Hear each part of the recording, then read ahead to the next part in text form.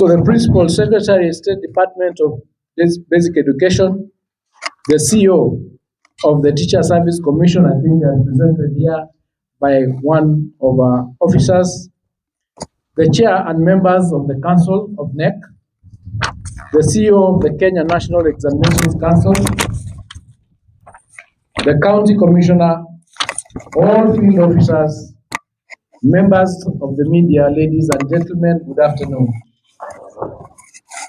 After 4 weeks of the national examinations season, within which we administered the Kenya Primary School Education Assessment, otherwise known as KCSE, and the Kenya Certificate of Secondary Education, KCSE, I'm pleased to inform the country that the 2024 Basic Education School calendar has officially come to an end today with the conclusion of physics practical paper. The sector has gone through a number of challenges and successes this year. The unprecedented floods that delayed opening of schools and industrial action by our teachers and lecturers are part of those challenges. The ministry acknowledges action from the teachers' unions, NAT, and KUPPET in ensuring the resumption of learning in our schools after we undertook negotiations with them. The two heads associations, KESHA and KEPSHA, have been dependable during challenging moments.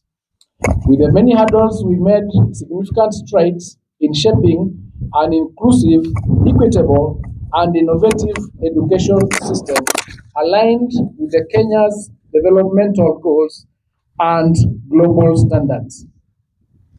Allow me, ladies and gentlemen, to highlight the progress we have made, the challenges we faced, and the direction we are taking to ensure quality and inclusive education for every Kenyan child.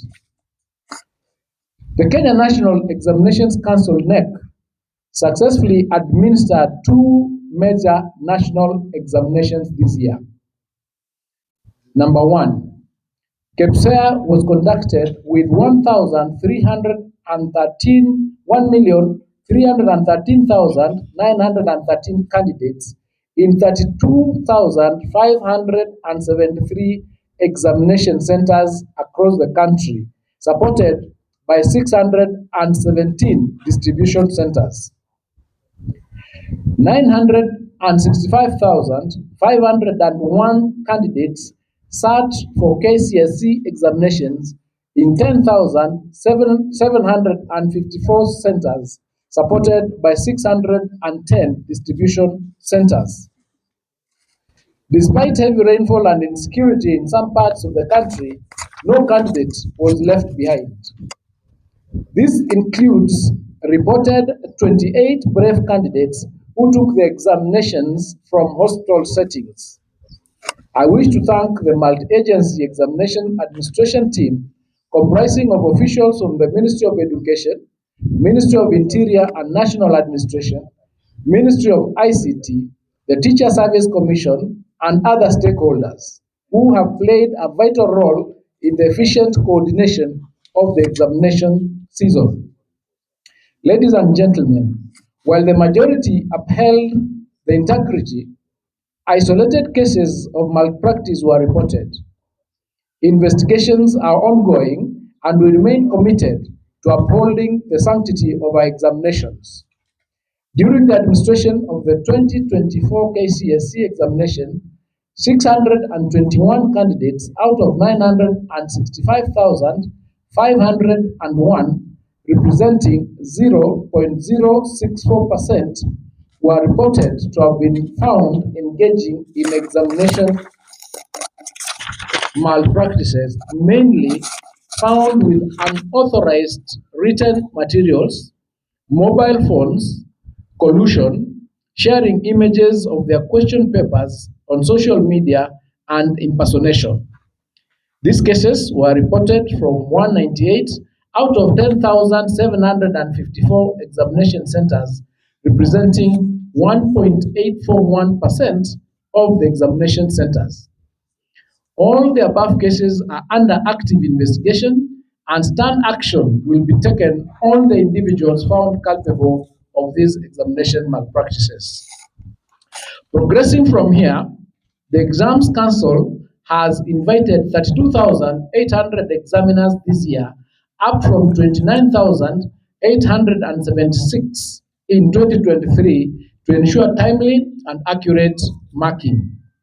Further, marking of the KCSE has already been completed, with the Kenya National Examination Council now embarking on developing relevant reports for sharing with schools and learners by January 2025.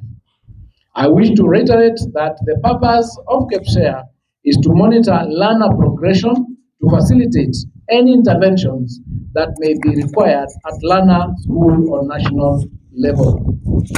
Ladies and gentlemen, let me now address myself to the basic education subsector in general.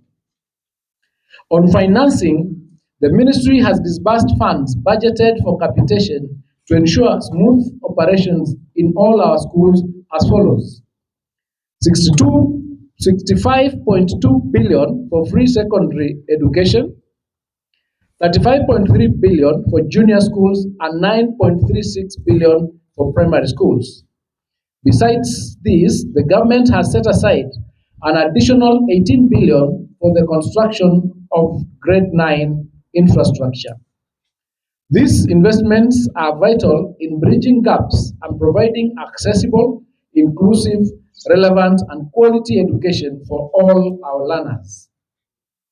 To accommodate the learners transitioning to grade 9 in 2025, a need analysis was done and determined that the country required 16,000 classrooms. The Ministry of Education has initiated the construction of 18,000 classrooms nationwide as follows. Phase 1 was to deliver 3,500, and nearly all these 3,500 classrooms are complete. Phase 2 is to deliver 7,500 classrooms. These classrooms have commenced construction and will be ready by January 2025. The National Government Constituency Development Fund supporting the construction of an additional 6,800 classrooms is also ongoing. And additionally, 1 billion Kenya shillings has been allocated to Nairobi County due to its unique challenges in order to support this infrastructure. Apart from construction of classrooms, significant progress has been made to ensure a seamless transition to grade 9 under the competency-based curriculum. Number 1, there is textbook distribution which is on track and which is scheduled to be completed by December 2024. Over 46,000 intern teachers have been confirmed, and 20,000 new intern teachers are being recruited to junior schools. There are also 60,000 primary school teachers who have been retooled to teach in junior schools.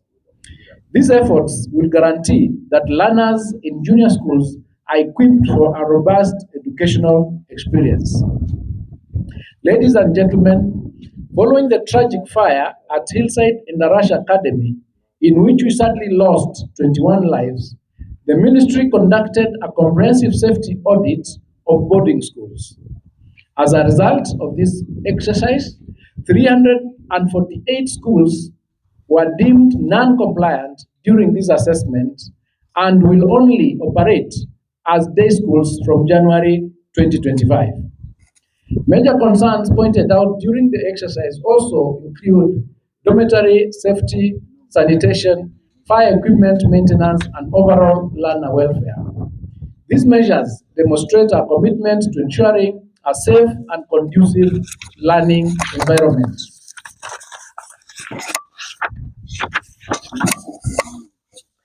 Ladies and gentlemen, the government, through the Teacher Service Commission, remains committed to improving the welfare of our teachers in the following ways.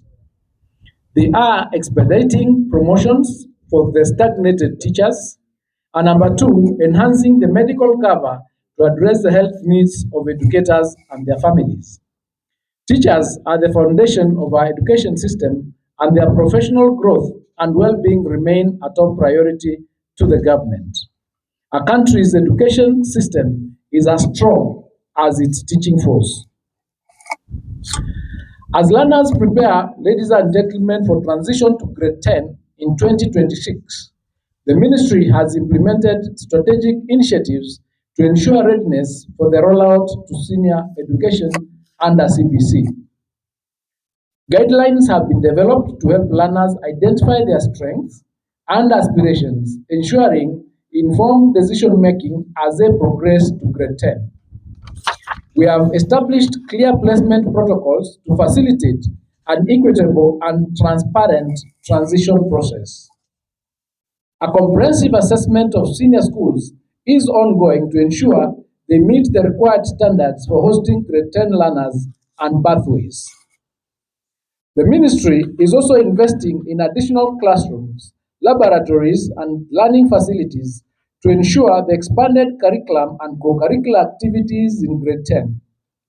The ministry will construct science laboratories in all secondary schools that currently do not have a lab. These initiatives underscore our commitment to ensuring a seamless transition and preparing learners for advanced academic and technical education. Ladies and gentlemen, following the launch of the Presidential Working Party on Education Reform on the 1st of August 2023, the ministry has finalized the preparation of 12 draft documents in form of new policies, bills, and amendments to existing legislation. The Ministry of Education has already undertaken stakeholder engagements and validation on the draft proposals. Notably, the legal documents drafted include the Basic Education Bill 2024, which is calculated to enhance the legal framework for basic education provision. Another one is the Scholarship and Bursaries Bill 2024, which aims to ensure equitable access to education funding. Ladies and gentlemen, allow me to address two issues on higher education. Number one, the funding reforms. The introduction of the student-centered funding model in 2023 was a landmark step towards making higher education accessible.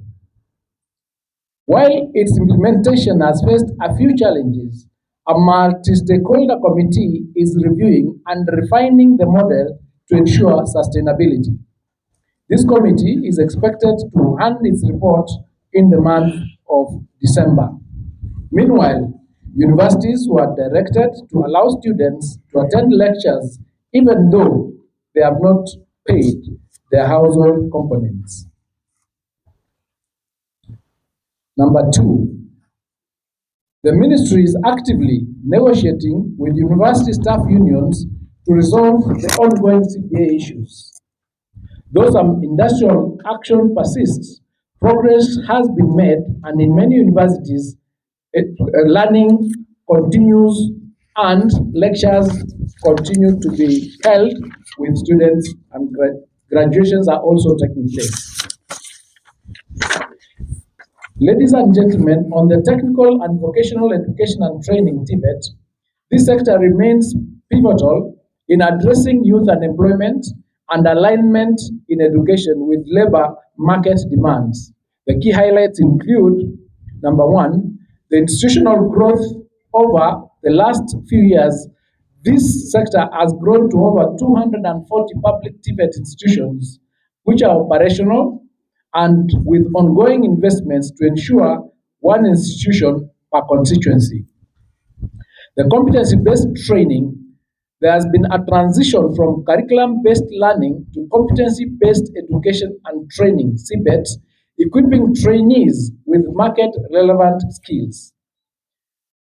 We have also launched the recognition of prior learning, where informal skills are recognized to enhance workforce inclusivity.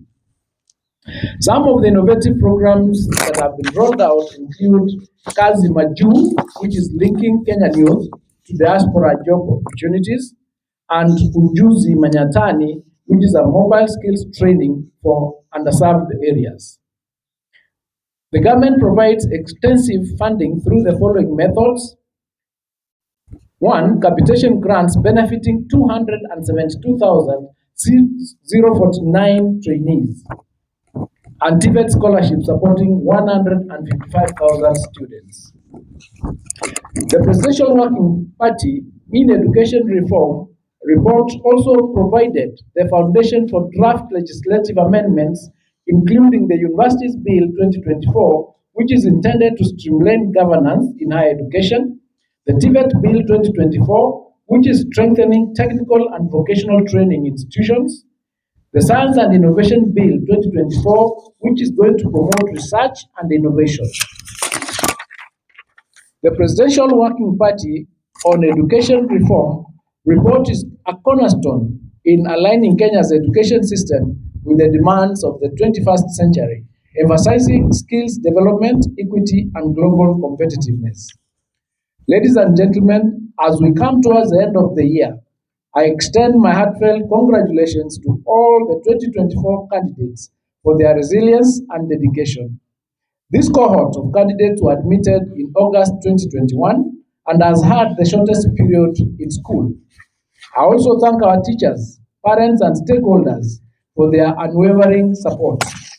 Together, we are building an education system that nurtures innovation, promotes equity, inclusivity, and prepares our youth for a dynamic future. As we embark on 2025, let us continue this journey of transformation, ensuring that no learner is left behind. I wish you all a Merry Christmas and a prosperous New Year 2025. Thank you and God bless you.